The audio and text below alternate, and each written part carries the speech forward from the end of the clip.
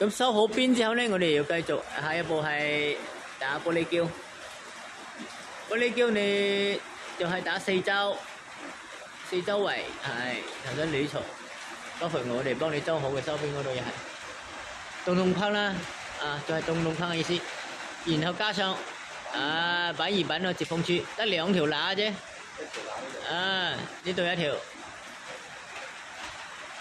來回咁塗啲玻璃膠落去，傻瓜式嘅操作。然後你攞個薄嘅嘢，紙皮膠皮一刮，包括頭先洞洞框都係，一次過刮平就得噶啦，唔使太厚。